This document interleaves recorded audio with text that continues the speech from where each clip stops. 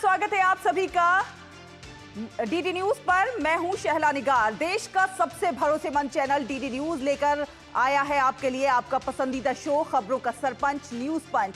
और इस कार्यक्रम के जरिए हम आप तक पहुंचाते हैं वो खबरें जिन पर रहती है सभी की नजर। लेकिन न्यूज पंच में सिर्फ खबर नहीं होती, बल्कि होगी खबर की पूरी पड़ताल। तथ्यों और आंकड़ों के जरिए हम आपको समझाएंगे हर खबर का हर एक बिंदु, और साथ ही साथ ग्राउंड जीरो पर मौजूद अपनी टीम से जानेंगे एक एक अपडेट। होगी हर खबर पर पूरी पैनी नजर। और आज न्यूज पंच के जरिए जिन खबरों पर हमारी नजर रहने वाली है उसका सबसे पहले रुख कर लेते हैं टॉप लाइंस का। दमकेगा दमन और चमकेगा सूरत। जी हां, प्रधानमंत्री नरेंद्र मोदी दमन और सूरत को जो सौगात देने वाले हैं उस पर करेंगे हम विस्तार से बात।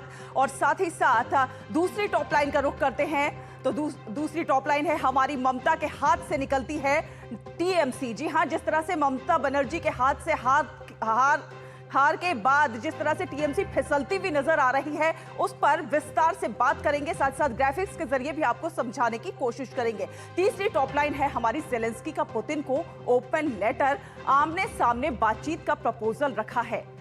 तो ये तीसरी हेडलाइन है जो कि अंतर्राष्ट्रीय खबरों में इस समय सबसे ज्यादा प्रमुख तौर पर उभर कर सामने आ रही है। साथ ही साथ चौथी टॉप लाइन रहेगी रोबोटिक सर्जरी में जिस तरह से भारत का डंका बजता हुआ नजर आ रहा है। रोबोटिक्स में क्या कुछ नए कीर्तिमान हासिल करता हुआ नजर आ रहा है भारत, इस पर भी नजर डालेंगे। तो सबसे पहले पहली खबर का रुख करते हैं तो आपको बता दें कि प्रधानमंत्री नरेंद्र मोदी सूरत में लगभग 18,800 करोड़ रुपए की विभिन्न विकास परियोजनाओं का उद्घाटन करेंगे और साथ साथ राष्ट्र को समर्पित भी करेंगे और आधारशिला भी रखते हुए नजर आएंगे। साथ साथ प्रधानमंत्री नरेंद्र मोदी दमन में लगभग 2,970 करोड़ रुपए की विकास परियोजनाओं का उद्घाटन करेंगे और उसे राष्ट्र को समर्पित करेंगे, साथ साथ आधारशिला भी रखेंगे। तो हम कह रहे हैं कि दमकेगा दमन और चमकेगा सूरत।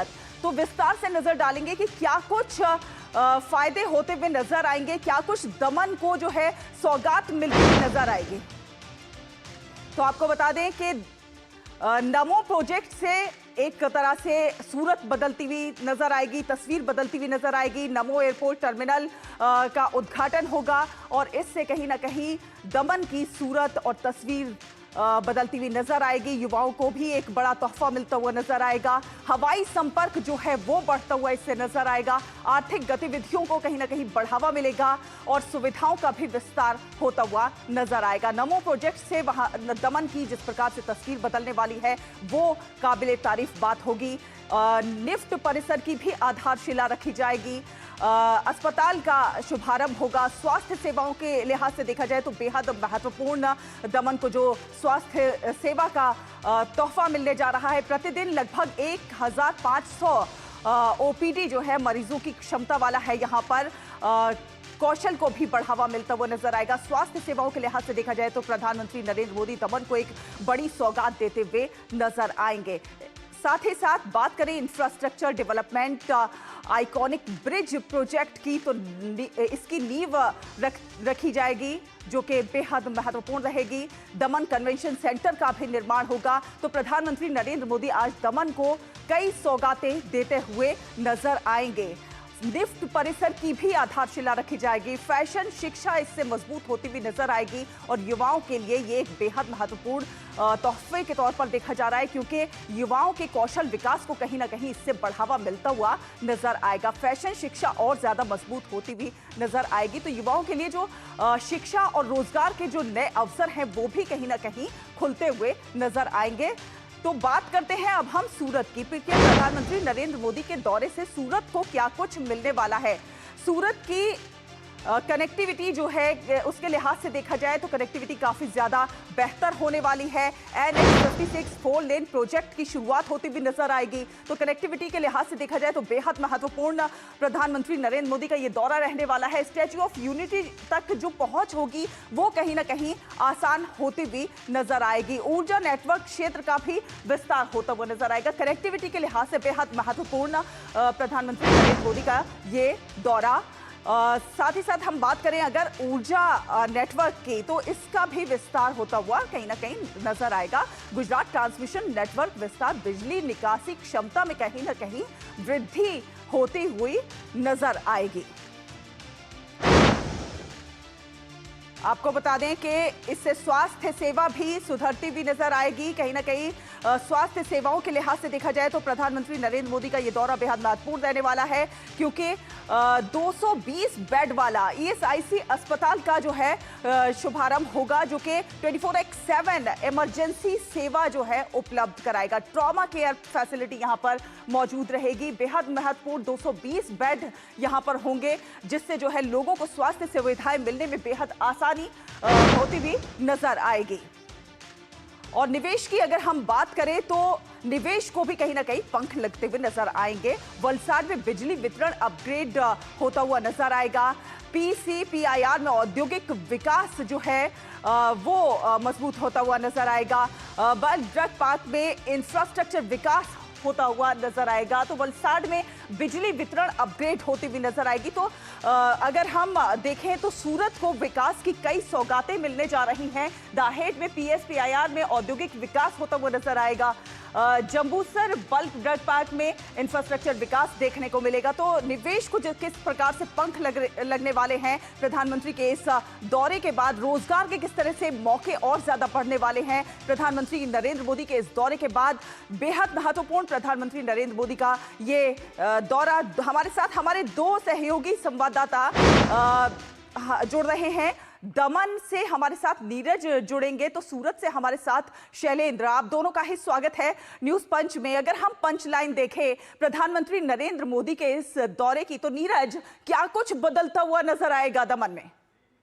देखिए, बहुत कुछ शैला बदलता हुआ नजर आएगा, क्योंकि आप देख रहे हैं कि पिछले 12 सालों में दमन के अंदर और दमन, दादर नगर हवेली, सिलवासा, लक्षद्वीप, यहाँ पर जिस तेजी के साथ काम किया है वो अपने आप में अद्वितीय है। आप देखें कि आज प्रधानमंत्री का दौरा है, वो इस लिहाज से भी महत्वपूर्ण है कि 3000 करोड़ से ज्यादा की जो परियोजना है उसकी सौगात प्रधानमंत्री यहाँ देने जा रहे हैं। आप देखें कि आज से 10-12 साल पहले दमन के अंदर जो टूरिस्ट आते थे वो मुश्किल से कुछ 1 लाख होते थे। आज टूरिस्टों की संख्या 50 लाख से ज्यादा है, जो बता रहा है कि दमन टूरिस्ट डेस्टिनेशन की एक बड़ी पहचान बन के उभरा है। और हमने कई सारे लोगों से बात भी की, उनका ये कहना है कि जिस खूबसूरती के साथ दमन को डेवलप किया गया है, जिस खूबसूरती के साथ दमन में विकास किया गया है, वो अपने आप में एक तरीके से अनूठा उदाहरण भी पेश करता है दूसरे इलाकों को।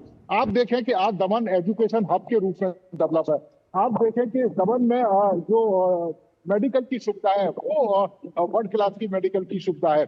और इसके साथ साथ ही आप देखें कि मेडिकल की शिक्षा को लेकर यहाँ पर स्कूल और कॉलेज उपलब्ध है। इसके साथ साथ ही एक जो कमी थी कि एयरपोर्ट की, तो एयरपोर्ट की शुरुआत भी प्रधानमंत्री करने जा रहे हैं। तो अपने आप में आप देखें कि किस विकास की रफ्तार के साथ दमन और जो केंद्र शासित प्रदेश है, खासतौर से अगर हम दमन द्वीप, दादरा नगर हवेली की बात करें, लक्षद्वीप की बात करें, तो किस तेजी के साथ विकसित हो रहा है। और प्रधानमंत्री का ये संकल्प भी है कि नया भारत और इसके साथ ही विकसित केंद्र शासित प्रदेश, उसी संकल्प के तहत प्रधानमंत्री लगातार काम कर रहे हैं। और आज का दौरा प्रधानमंत्री का वो काफी महत्वपूर्ण है। बिल्कुल बेहद महत्वपूर्ण है और विकास की जो है नई बयार वहां पर बहती हुई नजर आएगी। शैलेंद्र मिश्रा भी हमारे साथ जुड़े हुए हैं सूरत से। शैलेंद्र, सूरत की बदलेगी सूरत कहे तो गलत नहीं होगा, क्योंकि कहीं ना कहीं स्वास्थ्य के लिहाज से देखा जाए, शिक्षा के लिहाज से देखा जाए, रोजगार और पर्यटन के लिहाज से देखा जाए, तो सूरत में बहुत कुछ नया होने जा रहा है। बिल्कुल, सूरत में कनेक्टिविटी के लिहाज से हम देख रहे हैं कि एक बड़ा बदलाव देखने को मिलेगा जब एक्सप्रेसवे के खंड को आप देखें कि उसमें आवागमन शुरू होगा और जो आवाजाही है मुंबई से वो आसान होगी। साथ ही साथ स्टैच्यू ऑफ यूनिटी से जो संपर्क है सूरत का, उसमें जो आवाजाही बेहतर होगी। तमाम जो जनजातीय इलाके वहां से एक तरह से कहें तो रोड संपर्क बेहतर होगा। इस सूरत की निश्चित तौर पर जो सूरत है वो और बेहतर होने वाली है प्रधानमंत्री नरेंद्र मोदी के इस दौरे से। और हम जानते हैं कि जिस वक्त जहां पर हम मौजूद हैं, इस इंडोर स्टेडियम में प्रधानमंत्री नरेंद्र मोदी संबोधित भी करेंगे। पर्यावरण दिवस के मौके पर 18,000 करोड़ की परियोजना है, बिजली से जुड़ी परियोजना है, जिसमें ESIC का 220 बेड का अस्पताल है, जिसमें NH के खंड की सौगात है। ये गुजरात की जनता को, सूरत की जनता को मिलने वाला है। तो निश्चित तौर पर प्रधानमंत्री नरेंद्र मोदी का ये गुजरात दौरा, सूरत का दौरा तमाम विकास परियोजनाओं को पंख देगा और सूरत के लोगों को, गुजरात के लोगों को इससे खासी सहूलियत होगी। और एक तरह से कहें व्यापारियों को, जो सूरत एक बड़ा केंद्र है, व्यापारिक केंद्र है, टेक्सटाइल हब है, डायमंड हब के तौर पे जाना जाता है, उसको एक सहूलियत मिलने वाली है। इस व्यापारिक केंद्र को और आर्थिक मदद मिलने वाली है इन इंफ्रास्ट्रक्चर परियोजनाओं के जरिए। जी चलिए, इस प्रधानमंत्री के इस दौरे से विकास को एक नई रफ्तार तो मिलती हुई नजर आएगी। आगे भी आपसे संपर्क करेंगे ज्यादा जानकारी के लिए। फिलहाल बहुत बहुत धन्यवाद आप दोनों का हमारे साथ जुड़ने के लिए, जानकारी साझा करने के लिए। और आगे बढ़ेंगे और बात करेंगे पश्चिम बंगाल की। जी हां, पश्चिम बंगाल की तृणमूल कांग्रेस यानी कि TMC में पार्टी सुप्रीमो ममता बनर्जी के खिलाफ बड़ा आंतरिक विद्रोह हो गया है, जहां लगभग 60 विधायक बागी हो चुके हैं। विधायकों के इस कदम से पार्टी में विभाजन तक की नौबत आ गई और अब कई सांसदों के भी बागी विधायकों की राह पकड़ने की चर्चा जो है वो तेज होती हुई नजर आ रही है। तो ममता के हाथ से कहीं ना कहीं TMC निकलती हुई, फिसलती हुई नजर आ रही है। तो विधायकों की राह पर ही सांसद भी चलते हुए नजर आ रहे हैं।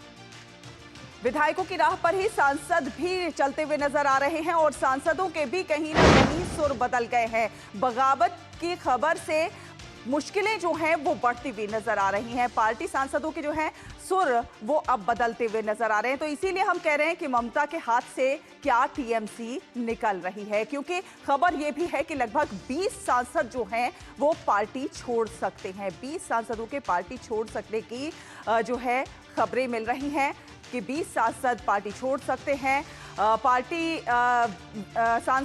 पार्टी विपक्ष के नेता जो हैं ऋतव्रत बनर्जी ने इस बात के संकेत दिए हैं कि बागी विधायकों की संख्या जो है वो और ज्यादा बढ़ती हुई नजर आएगी। तो पार्टी सांसदों के भी सुर बदलने लगे हैं। ममता के हाथ से पार्टी कहीं ना कहीं फिसलती हुई नजर आ रही है। तो TMC में जारी फूट पर नेता प्रतिपक्ष ऋतव्रत बनर्जी ने बड़े संकेत भी दिए हैं। वो आंकड़ा बढ़ता जाएगा। जो आंकड़ा हम लोग प्रेजेंट किए थे 2/3 से ज्यादा, काफी सारे ज्यादा, वो जो आंकड़ा है जब आप लोग से मिलेंगे विधानसभा का अधिवेशन जो होगा वो आंकड़ा ऊपर जाएगा और आगे जाएगा। अगर दीदी बुलाती है तो आप लोगों को भी मालूम पड़ेगा, हम लोगों को भी मालूम पड़ेगा। तो जैसे ऐसा कुछ मालूम होगा हम लोग तुरंत हमारा बात बता देंगे।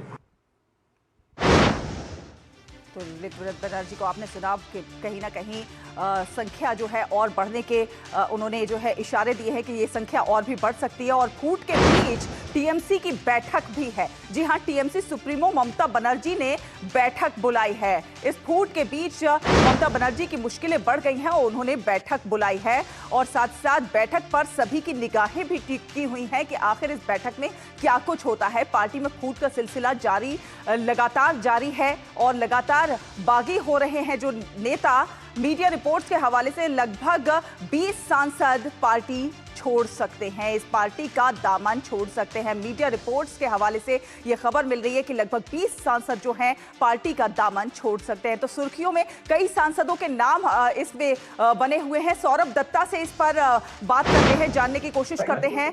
सौरभ, क्या कुछ अपडेट है, क्योंकि TMC जो है कहीं ना कहीं ममता बनर्जी के हाथ से अब साफ तौर पर फिसलती हुई नजर आ रही है। कई सांसद भी विधायकों की राह पर चल पड़े हैं। सैला, देखिए, आज ऋतव्रत बनर्जी ने जो बात कही कि बागी विधायकों की संख्या और भी बढ़ सकती है, लेकिन विधायक वो कह रहे हैं, सुना ये जा रहा है कि विधायक के साथ साथ सांसदों की संख्या भी बढ़ने की जो है वो संभावनाएं दिख रही है। ऐसी खबर है कि आने वाले जो बादल अधिवेशन है, बादल अधिवेशन से पहले ही ऐसे बहुत सारे सांसद हैं जो जो ऋतव्रत बनर्जी और संदीपन साहा जिस राह पर चल पड़े हैं उसी राह पर चलना चाहते हैं। और आज काकली घोष दस्तीदार का भी एक ट्वीट आया है। पहले से ही काकली घोष दस्तीदार ने बहुत सारी बातें मीडिया पर कही है। उन्होंने अपना सब पद छोड़ दिया है। आईपैक के खिलाफ वो बोले हैं, जो आईपैक के खिलाफ अभी ऋतव्रत बनर्जी और संदीपन साहा के जो गुट है वो भी जो लगातार जो बोल रहे हैं तो इसी को चलते ऐसा माना जा रहा है कि जो तृणमूल के जो सांसद है, राज्यसभा, विधानसभा, राज्यसभा और लोकसभा मिलाकर 41 सांसद है, 28 और 13, इनमें से एक बड़ी संख्या राज्यसभा की ऑलमोस्ट 7 से ज्यादा और लोकसभा के ऐसा माना जा रहा है कि 20 से ज्यादा सांसद, और ऐसे बहुत सारे सांसद तो ऐसे भी है। ऋतुव्रत बनर्जी के जो गुट है उनका ये दावा है, ऑफ कैमरा ये दावा है कि ऐसे बहुत सारे सांसद है जो 4 मई रिजल्ट के बाद से ही, 5 मई से ही तृणमूल पार्टी के जो बाकी जो लीडर्स है उनके साथ टच में नहीं है, या तो उनका फोन स्विच ऑफ मिल रहा है या फिर उनको वो दिख नहीं रहे। और ये कॉन्टेक्ट्स में नहीं रहने का मतलब यही है कि वो कहीं ना कहीं जाके ये जो ऋतुव्रत बनर्जी और संदीपन शाह जैसे लोग, जैसे विधायक जैसे जो कदम उठाए उसी राह पर चलने की मंशा लेकर आगे बढ़ रहे हैं। लेकिन एक संभावना ऐसा भी है कि वो फाइनली क्या करेंगे, क्या वो ऋतुव्रत बनर्जी, संदीपन शाह जैसे 60 विधायक जिस राह पर चले वैसे ही एक अलग से तृणमूल खड़ा करेंगे, या फिर उनका कोई और प्लान है वो अगले बिल्कुल सौरभ, ये देखने वाली बात होगी क्या महाराष्ट्र का जो फॉर्मूला था उस फॉर्मूले को अपनाया जाएगा ताकि दल बदल कानून भी लागू ना हो। फिलहाल आप नजर बनाकर देखिए, आगे भी आपसे संपर्क करेंगे। और फिलहाल एक छोटा सा ब्रेक, आप देखते रहिए न्यूज पंच।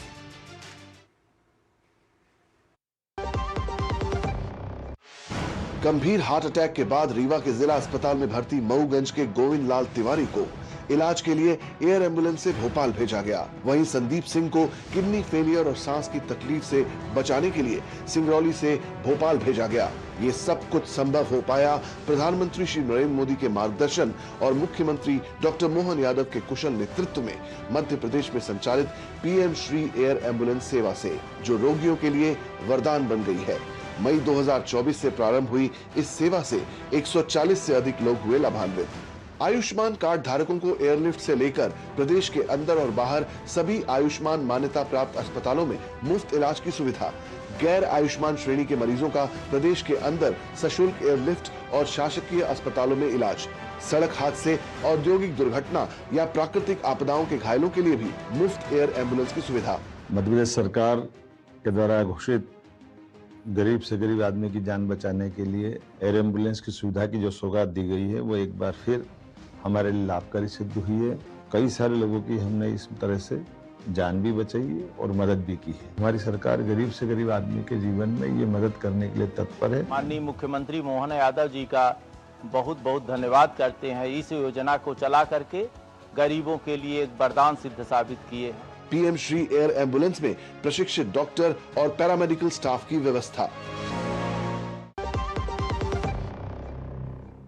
ब्रेक के बाद स्वागत है आपका। अब रुख करते हैं न्यूज पंच की अगले खबर का। जी हां, भारत ने चिकित्सा नवाचार और रोबोटिक सर्जरी के क्षेत्र में एक नया विश्व रिकॉर्ड बनाया है। जी हां, दुनिया की सबसे लंबी दूरी की रोबोटिक कार्डियक टेली सर्जरी सफलतापूर्वक संपन्न की गई है और ये ऐतिहासिक उपलब्धि लगभग 20,000 किलोमीटर लंबे फाइबर नेटवर्क के जरिए दक्षिण अमेरिका के गुयाना स्थित George town public hospital corporation और मध्य प्रदेश के इंदौर स्थित IRCAD इंडिया के बीच हासिल की गई है।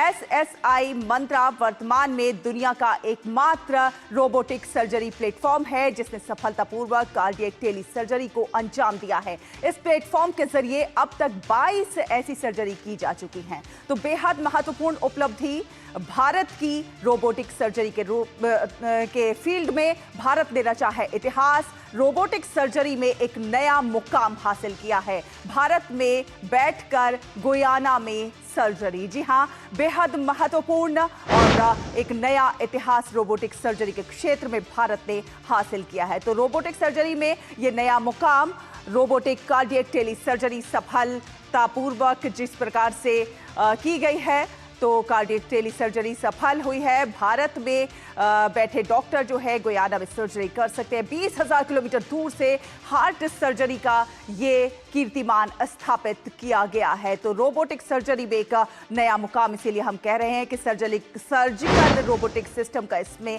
इस्तेमाल किया गया है। रोबोटिक सर्जरी में अब ये बड़ी उपलब्धि के तौर पर देखा जा रहा है। टेली सर्जरी में नया वर्ल्ड रिकॉर्ड हासिल हुआ है। 10,000 किलोमीटर का पुराना जो रिकॉर्ड था वो कहीं ना कहीं तोड़ दिया है और अब ये एक नया रिकॉर्ड बनाया गया है। रोबोटिक सर्जरी में ये एक बड़ी उपलब्धि के तौर पर इसे देखा जा रहा है। तो कहीं ना कहीं एक बड़ा कीर्तिमान भारत ने स्थापित किया है। भविष्य में अब ये जो है कारगर होती हुई नजर आएगी ये तकनीक। जी हाँ, ग्लोबल हेल्थ केयर में एक बड़ा बदलाव इससे आपको देखने को मिलेगा। दुनिया के किसी भी कोने से सर्जरी अब संभव हो सकेगी। दूरस्थ क्षेत्रों में भी हाई लेवल इलाज की पहुंच इससे उपलब्ध हो सकेगी। युद्ध हो या आपदा हो, ऐसे क्षेत्रों में भी तुरंत सर्जरी संभव हो सकेगी। अंतरिक्ष मिशनों में भी मेडिकल सहायता इसके जरिए अब आप उपलब्ध करा सकते हैं। तो भविष्य के लिहाज से देखा जाए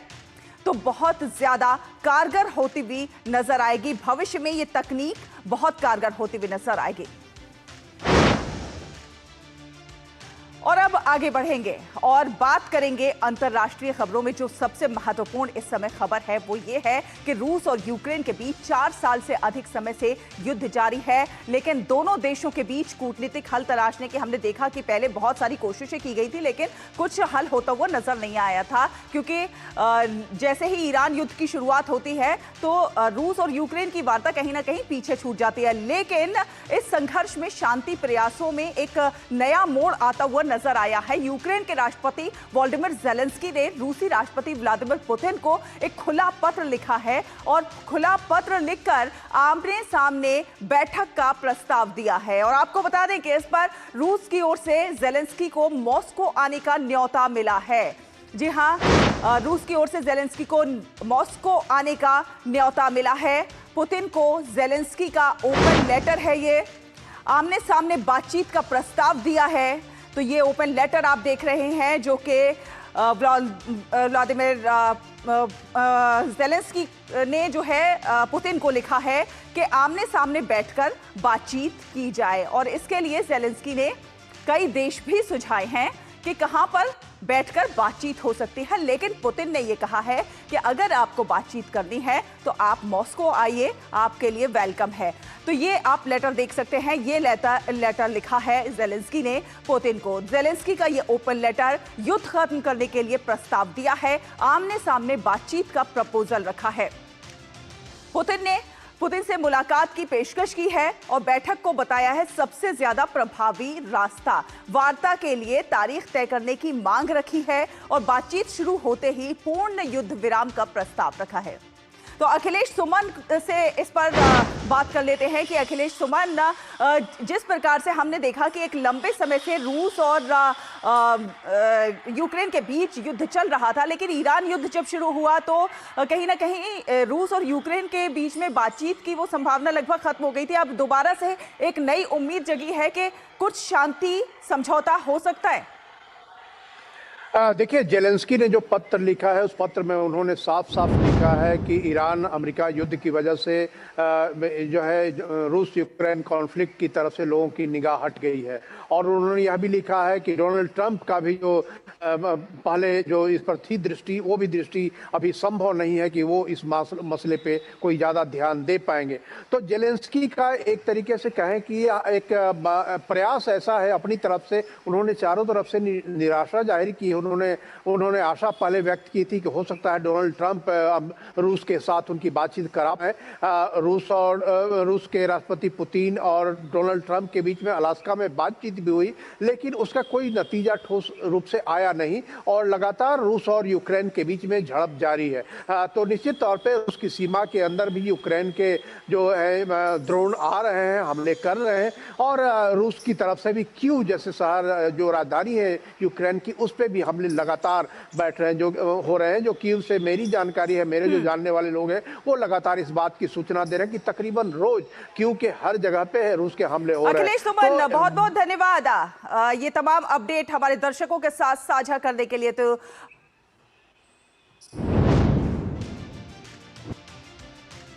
इसी के साथ न्यूज पंच में फिलहाल इतना ही। डीडी न्यूज पर खबरों का सिलसिला लगातार जारी रहेगा। आप देखते रहिए डीडी न्यूज। नमस्कार।